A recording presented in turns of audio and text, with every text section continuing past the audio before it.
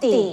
அடிகளார் யார் என்று ஆராய்வதற்கு முன்பு நீ யார், உன் தன்மை என்ன என்பதை புரிந்து கொள்ளும் சக்தி அடிகளார் பார்வைக்கு உண்டு.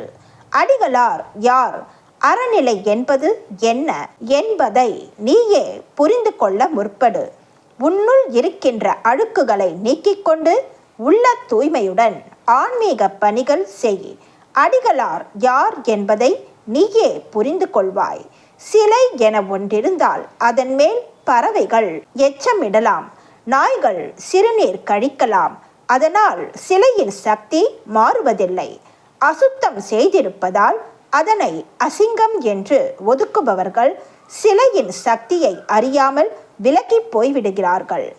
அதுபோல சக்தியின் தன்மையை அறியாமல் அவதூறு பேசுகிறவர்களை நான் ஒதுக்கி விடுகிறேன். சிலையில் உள்ள அசுத்தங்கள் மழை நீரால் சுத்தமாகி விடுகின்றன. அவர்களின் அவதூறு பேச்சால் பாலகனின் சக்தி குறையப்படுவது இல்லை. என்னை தூற்றுவதும் இல்லாமல் என் பாலகனையும் தூற்றுகிறார்கள். தாயையே எட்டி உதைக்கிற காலமடா இது.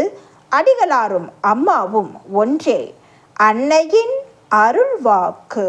என்னுடைய அருள்வாக்கு என்ற பாத்திரத்தை பயன்படுத்தி எதிர்கால வாழ்வினை அமைத்து கொள்ள வேண்டும். எல்லோருக்கும் பகிர்ந்தளிக்க வேண்டும். அன்னையின் அருள்வாக்கு. Please share and subscribe. Om Sakthi.